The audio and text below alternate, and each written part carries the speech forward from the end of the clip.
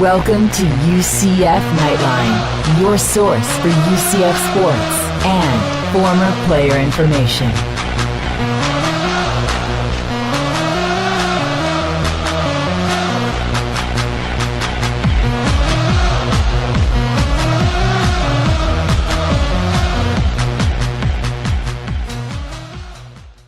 Hello, Night Nation. This is Andrew Phegley coming to you from the 1148 studios. This is episode number 47. We're going to have Eric Kohler on later, the voice of the Knights in the stadium and in the arena. Joining us by phone, though, is... Trace Trylko. Hello, everyone. Traveling for business. Joining you by phone. All righty. Trace, where are you at right now? At the airport.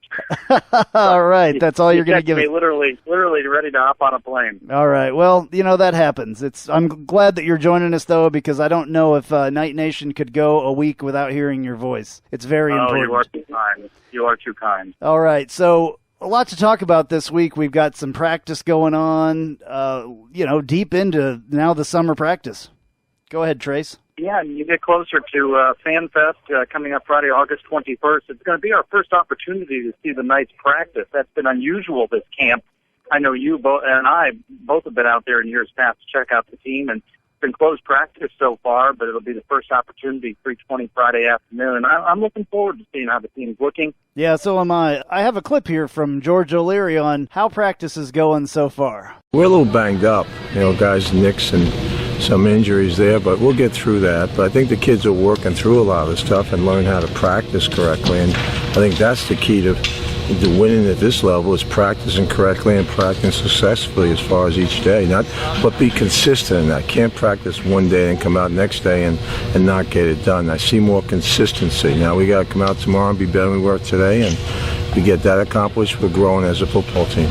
All right, so George O'Leary says that they're growing as a football team and they're working on it. Trace, what do you have to say about any of that? Well, but also tough, with the injury situation. The big news of the week is defensive lineman Demetrius Anderson out for the 2015 season with a knee injury. You want to get through camp as healthy as possible, and we're already going into this next season having to replace key people on the secondary and the wide receiver course. You hate to lose anyone, especially at a strength position on the defense, and that being the line. Yeah, Demetrius Anderson, that's a big deal to lose him. Phil Steele even talked about Demetrius Anderson and Thomas Niles being the big parts of that defensive line, and now one of them's not there, so somebody will have to step up. Hopefully that happens. The other big news this week, though, was that the game that we thought was going to be on Black Friday, the UCF game, moved to Thanksgiving night. Trace, what do you think about that? Well, I had to laugh because as you watch the message board light up, I'll tell you one thing that you can count on from UCF fans is complaining about a game time or a day of the week, and there is no pleasing the fan base. If it is Thanksgiving night, everybody, of course, wants to enjoy Thanksgiving. Of course, there's NFL football, other college football on. People seem to adjust. The UCF fan base seems to gripe and groan.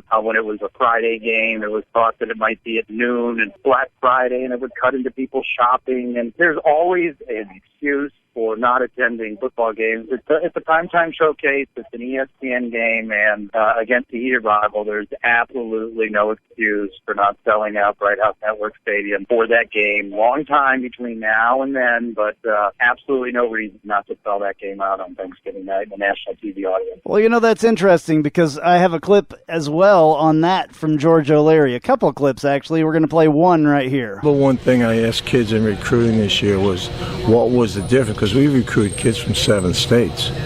And they said it was TV exposure, Coach. I saw you a lot on TV. So, that was a major, major part of it. And I know it doesn't please a lot of people, but fans are fans. The fans will be here, and the ones who want to complain won't be here. But we're trying to do what's best for the whole program, including the fan base. All right, so there you have it from George O'Leary right there. Says that the recruits were big on seeing the Knights on TV, so that's a reason to switch.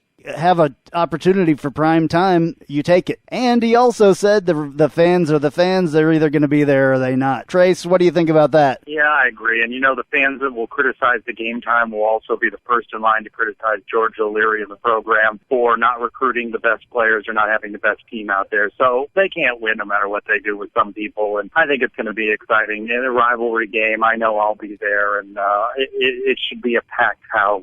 No excuse for Knight fans. And hopefully it's dispatching South Florida for its third consecutive season. So anytime you have an opportunity to beat the Cows at home, you show up for it. I have one more clip from George O'Leary actually on that, because he wants this to be more of a tradition of playing on Thanksgiving. Let's hear what he had to say about that. I'd like to almost make a tradition of playing on Thanksgiving, that game, if we can work it out, I think, whether here or over there. I think that's something that people just I think that's a neat day to play football, and I know you're competing against NFL and some of those teams, but it's about our rivalry as far as what we want to get accomplished, and that's what we should look at. Again, there you have it from George O'Leary. He says that he would like to see this to be a yearly thing, maybe be a tradition with UCF, USF on a Thanksgiving night. There's been a lot of teams that have played. Texas has played a lot on Thanksgiving night and done really well. People are looking to watch some college football. There's no other college football on, to my knowledge, at that time. 7 p.m. on ESPN. I think it's an excellent opportunity. Trace? Yeah, it continues to be good exposure for the program. And as you heard from AAC Commissioner Mike Oresko a few weeks ago on the podcast, where he was talking about the signature programs, what they need is a signature rivalry in the AAC, and that's certainly UCF and South Florida. I mean, who else in the league commands that kind of attention? The war on I-4. So I understand why it is a burden for some fans to travel on a holiday weekend. I just know fan bases across the country have adjusted. I remember several years ago we played a Thursday night game at South Carolina, and South Carolina had 80,000 strong for their season opener. You play a Thursday night home opener for us, and you have people grumbling about it. So they've got to do what's best for the program, and national exposure continues to be the best thing for the program. Speaking of exposure and things going on in the program, this doesn't actually have to do with the program, but it has to do with the stadium. There is a new name for the Tiki Bar. It is not Todd's Tiki Bar. It is not the East Side Club. It is now the Carl Black and Gold Cabana. Trace, what do you think about that? Just rolls right off the tongue, doesn't it? I suppose what also matters for the program is that they bring in that added revenue stream. I'm not sure that is the catchiest name. And again, as we talked about the last couple of weeks, it's not yet been announced as a sellout in that section. Full steam ahead, though. They're looking to have it completed before the home opener on September 3rd. They have a title sponsor for it. I was hoping that it was going to be something more along the lines of Ron John Surf Shop or something like that. But get ready, Carl Black and Gold Cabana.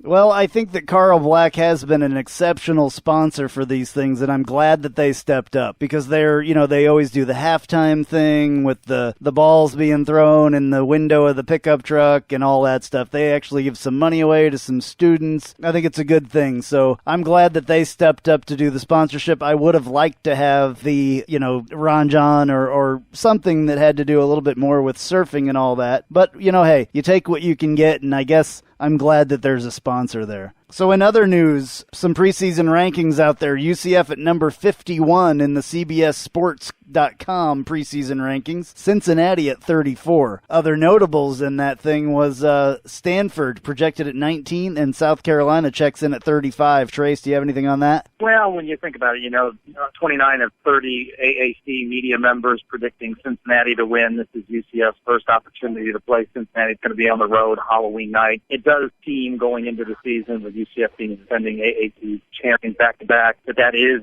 the premier showcase AAC game. It's going to be on the road for UCF. I'm not surprised by these rankings. UCF having to replace some pieces. So, opportunities here, as we talked about in previous weeks, opportunities to win on the road at either a Pac-12 or an SEC team, and of course that big AAC game on the road. 3 big road games for UCF, and you'd really like to see them take a minimum of 2 out of 3. Yeah, absolutely. So CBSSports.com was all kinds of doing predictions this week. They also came out with their bowl predictions, their preseason bowl predictions. Get ready for this. UCF versus Air Force in the Armed Forces Bowl. Trace? Well, most important, of course, is UCF being in a bowl game. I don't know that I'm ready to book my flight to Washington, D.C. for that game. It's RFK Stadium, I believe is where it's been the last couple of years. UCF fans have gotten tired of being in St. Petersburg.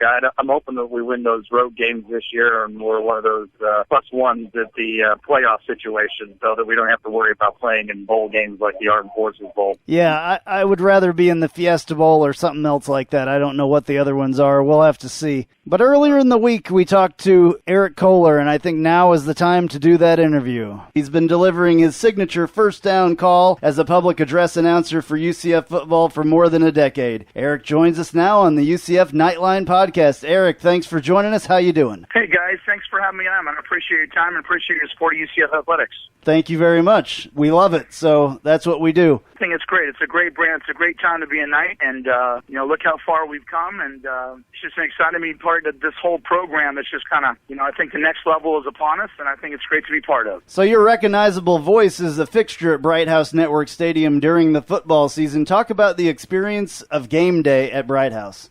It's just pretty cool, man, to be the voice of Bright House Network Stadium since the inaugural game against that historic game against Texas in 2007. It's just, the game day experience is fun, man. It's, just getting ready, just getting hyped up for the game, just kind of breaking down the notes, looking for some players that I'm going to be focused on calling out over the mic. It's just a great experience. I get up in the morning and, do my Sports Center stuff, check out the sports page, just kind of prep, and then I get ready for game mode like a few hours before. We have a production meeting about 3 hours prior to kickoff. It's just kind of fun. I get my football spotters in line, and we sit in our production booth, and we get up there and rattle some first downs and hopefully some home wins. So you're doing most of your prep on that day, or you do prep during the week? And I imagine the pronunciation guide and that key is key to what you're doing there. No, absolutely, and that's a great question. Obviously, I do prep all during the week because, I've been doing a lot of freelance, TV play-by-play, color analyst stuff. Even now my role with UCF right now is the stadium voice is that it's just kind of prep work as the week before. But when it breaks down, it's like when you really don't have your flip cards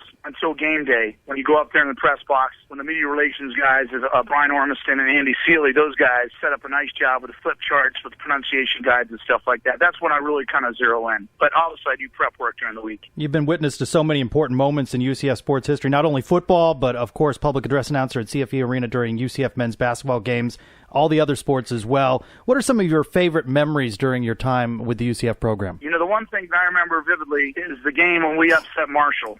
We had lost all those games in a row. George O'Leary was our coach back in 2004, and that was the 2005 season. We beat Marshall down the Citrus Bowl. We brought down the field goal post, and I just sat back in my chair after calling that game. I just had goosebumps, and I just sat there in my chair for like 15 minutes not saying anything. And I just kind of felt the feeling like, this is where things are going to change for UCF football and UCF athletics. And that really was an epic moment right there because we had, I think, the second or third largest turnaround NCAA history in terms of being winless in 2004 and then 8-5 and obviously losing a heartbreak game out there in Hawaii against Nevada on the missed extra point. But that Marshall game was pretty memorable. But for basketball, I would say it'd be the first time we ever beat Memphis. Memphis was kind of our kryptonite team, and just seeing everybody rush the court, you could tell that was a different change. And then obviously baseball, a lot of good moments. Obviously this year, the start of the season, beating Florida. The highest rank we ever had, number 5 in the country, number 5 or 6, depending on what polls you looked at. So those are some recent moments. But I'm just telling you, it's just there's so many games. Sometimes I sit back at night and just think about that question that you asked me about. That there's the Houston game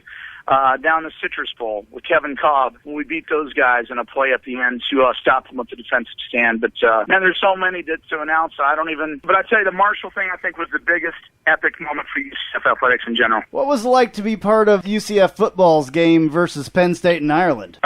That was pretty cool. That was just amazing to be part of that trip. For UCF to pay my bill and fly me over to announce that game. I mean, it was just, game-wise, it was just such a heartbreak to not see Justin Holman start the game and just being so lackluster on the offensive side of the ball. And then to come back in the second half and then to lose to a field goal. But you know what? It was such an honorable thing to be able to be part of that. I was so humbled to be announcing that game in Dublin, Ireland, where the people are so friendly. And the experience was just so epic except that last kick at the end of the game. Do you stay pretty even-keeled during a game and after, or you get caught up in it and can be exhausted after giving everything you've got for a couple of hours?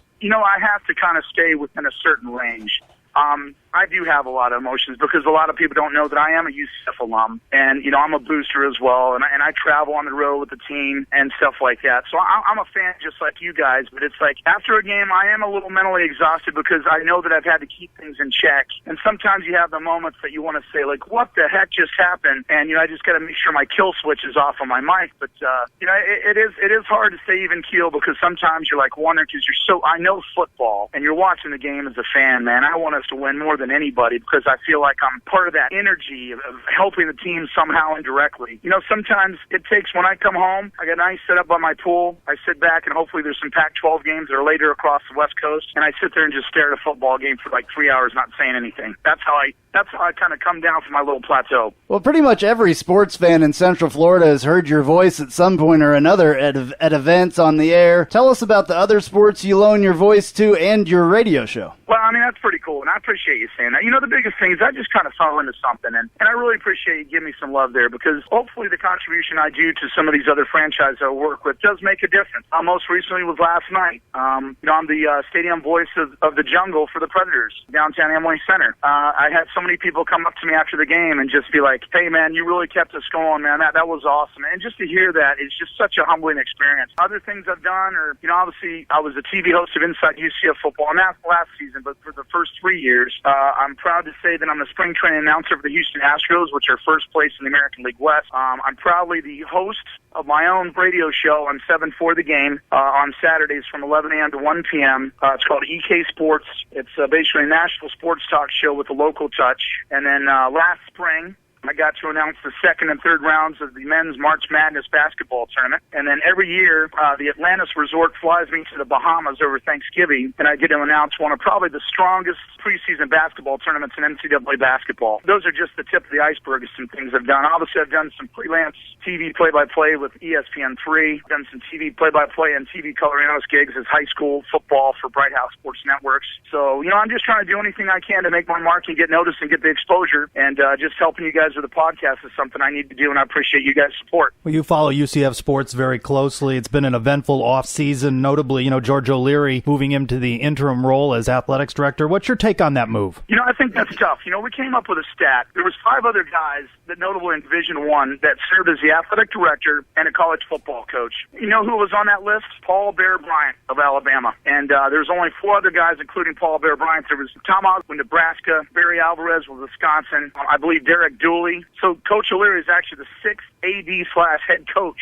of a Division I program. And to answer that is that I think it's a tough role. The one thing I've seen from the inside, though, is that, obviously the football facilities are separate from where the athletics office are. And I just always felt there was a continental divide between the athletics office and football. And I think the one positive thing about that is I think that Coach is going to basically keep it like a more central theme and get everybody together, because I think there was a little bit of a divide from football with the athletic administration. You can't have 2 heads. You have to have one direction to be successful, in my opinion. And I think it's going to be tough because there's a lot of mental energy to do both those tasks. But Coach has got a lot of lifetime experience coaching the NFL. He knows what needs to be done. Some people, maybe disagree with some of his tactics or maybe kind of how he rubs some people. But I think it's going to be successful. And obviously, it's just going to be for the 2015 season. And then obviously President Hitt and all his advisors will make that decision at that time. But at this point, it's going to be a lot on his plate. Hopefully it doesn't distract from what's got to be focused on and getting those wins in the football field. Yeah, UCF fans are wondering who's going to step up at wide receiver and defensive secondary this year. What do you think? How the 2015 team is coming together and what it's going to look like? Well, I'll tell you, the strength this year for the first time is going to be in the trenches on the defensive line. I think that's going to be, you're going to see a lot of good guys, obviously led by Thomas Niles. But, with a secondary, I think we're in good hands. The thing is, we're going to be really, really youthful. Not a lot of real-time experience. But I'll tell you, the one positive thing is we have Travis Fisher, a seasoned NFL veteran, as our defensive backs coach. And I think that's going to really play well. Offensively, for Sean Beckton as a wide receivers coach, we lost all that senior leadership last year, guys. Brashad Perriman, Rennell Hall, J.J. Wharton, and that was a lot to lose that experience. But you know what? Coach Beckton, I talked to him privately, is that, this year he always coaches and puts everything out there. But this year he's going to really earn that check because he's got a lot of youthful guys to bring up. But year in and year out, Coach Beck produces wide receivers. That's why we're the new wide receiver in my opinion. I think we're going to be fine, but there's going to be a lot of youthful faces a lot of people don't know about, but they'll be surprised because we've recruited very, very well in the last few years. You mentioned your radio show earlier. How can fans follow you on social media and your website? And again, mention where your radio program airs. Now, my Twitter handle is at EKSports_radio, and you can obviously follow me. You can check out my website at erickohler.com. But the biggest thing is with Twitter Twitter. I need to be better with Facebook. I do have a Facebook page for EK Sports, but I'd say Twitter is the best thing to kind of keep abreast of everything, because I obviously keep everybody, updated on when I'm going to have the show, who's going to be my guest, my call-in numbers, and all that jazz. But it's at EK Sports_radio. Hey, before we let you go, would you mind getting fans ready for the September 3rd opener versus FIU with your first down call that we all love? That'll move those chains. That's good enough for another UCF first down. All right, that's awesome. We love to hear that. That's one of the best, sounds that we can hear in the stadium. And then, another night's win that we've heard a few times, and all that stuff. So we really thank you for joining us. It's been awesome to talk to you, and hopefully we'll get to talk to you again at some point. But thank you very much for joining us tonight. No, I appreciate it. You guys keep doing great things, and if there's anything I can do, we're here to help in any way. All righty, thank you very much. Thank you, fellas. Good luck. So, you know what they say, what happens in Vegas stays in Vegas. We don't need to know about your fun-filled weekend in the City of Sin, but we hope you'll click the ad on our website. It's right there to the left, the one that screams you have to save up to 50% off your next trip to Vegas. Just click on the ad and we promise never to talk about what happened in Vegas. This is Phil Steele, and you're listening to the UCF Knightline podcast. Thank you there to Eric Kohler, and then we heard from Phil Steele there. So this was week 1 of the NFL preseason, and we have, quite a few guys to look at now in the NFL. It seems like you can't watch an NFL game without having a UCF night in it. Blake Bortles was one of the big players, of course, that we all watch. His Jacksonville Jaguars played the Pittsburgh Steelers. They actually lost the game. But Blake had a great, part of the game. He did quite well. He was 11 of 15 for 118 yards and 1 rushing touchdown where he dove head first. And basically the crowd kind of gasped when he did that because, oh my God, if Blake Bortles would get hurt, what would Jacksonville do? I have a clip from him I want to play real quick here about his first preseason game of 2015. Played okay. I think I missed Clay on the second drive with him coming across the middle. I think I missed him high, but I think we did some good stuff. I think we ran the ball well, and that's what we wanted to do. That's a big part of who we are. We want to be able to run the football, and that's going to open up the rest of our offense. I think anytime you get in the red zone, a big thing on any team is the quarterback running. Because I think that kind of adds another dimension, and was able to kind of get outside the pocket and just get to the corner of the end zone. I'll play as much or as little as they want me to. So, obviously, as a younger quarterback, I'd like to play as much as possible and get those game reps because those are, you can't duplicate that. It's hard to duplicate that even in practice. All right, so other NFL news. Storm Johnson, it didn't look real well for him the other night. He actually dropped a couple passes and fumbled a kickoff. I don't know what's going to be the end story for Storm here. I don't believe that they're going to keep him there in Jacksonville. I would not be shocked if that did not happen. I hope it does, or he gets, goes someplace and gets another chance, but he's always had trouble with his hands. We saw that for a couple of years here in Orlando. Latavius Murray, on the other hand, had a pretty good game. He had 6 runs for 38 yards, only 6 runs. So if he would have had more runs, obviously he would have had a lot more yards than 38. I don't think that was a true showing. They didn't play him very much. I think, honestly, they're worried about getting him hurt. He wasn't out there for too long. Rennell Hall, speaking of being hurt, Rennell Hall did not play for the Buccaneers. He was hurt. Perryman did not play for the Baltimore Ravens because he is hurt. I believe it's a knee. Hamstring for Hall, knee for Perryman. Terrence Plummer did play, though, for the Washington Redskins and had 6 tackles, which was tied for the most tackles for Washington, playing at the middle linebacker spot there. One of them, I think that they used 2. All I can say about him is, he always worked hard and totally played with his heart here, and I believe that that's exactly the same thing that he's doing in the NFL. I think he's going to make a spot on that team. I think he will be a Washington Redskin, and I think that's what's going to happen for him. Trace, what else is going on? I think that's it for the NFL stuff. Yeah, week 1 in the preseason, it'll ramp up a little bit more here with week 2, and teams will will start to make some cuts, some 24 former Knights in the NFL, and you want to see as many of those guys stick as possible. So I hate to see a couple of guys gimping around, especially a guy like Renell Hall, who has started off strong with Tampa Bay, but hopefully that strong start has impressed coaches and to give him every opportunity to make that final roster. Men's basketball 3-0 in their Bahamas tournament, their foreign trip. Big star in that third game, Adonis Enriquez. He led the Knights to 21 points. So successful trip, a lot of playing minutes for the new guys, and a good way to capitalize on a foreign trip. So, classes starting back soon, a couple of weeks, and then men's basketball will be back practicing and getting ready for a new season. All right, so there was some women's soccer news as well. The number 17 UCF women's soccer team played against Florida Gulf Coast in exhibition on Thursday night, but they fell short in a 2-1 loss to them. Ashley Spivey was named the AAC preseason all-conference team, which that's pretty cool. The Knights were picked to finish second in the preseason poll, despite receiving more first-place votes than the coach's favorite, the reigning American champion, UConn. What do you think about that, Trace? I think it's interesting that they were picked to finish second but received more first-place votes. It's going to be a competitive year. This has been a strong program for several years, and a big matchup. Friday's going to be a good day. Not only do you have the first opportunity to see the football team in practice, you have Fan Fest that is immediately following that practice, and then the Knights open their season.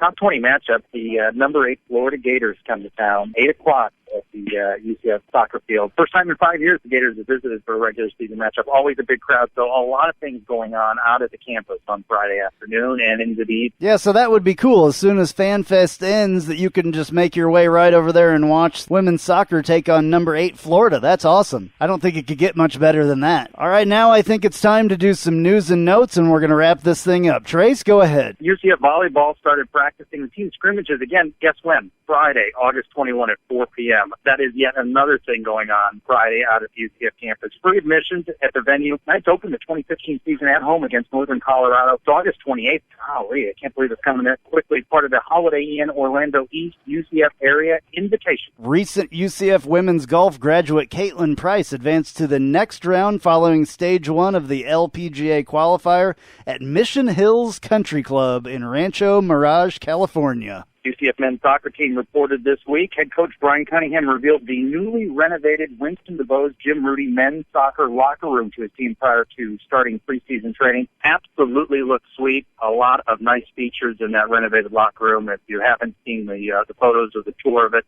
that's available at UCFathletics.com. Pretty good looking.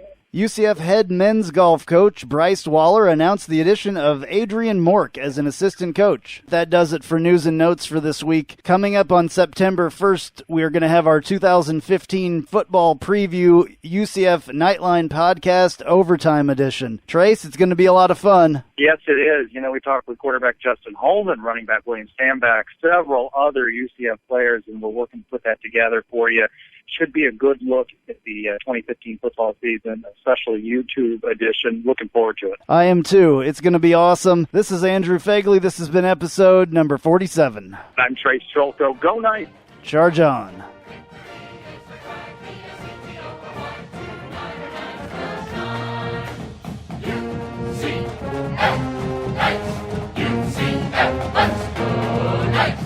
UCF, charge on to the field. With our spirits, we'll never yield.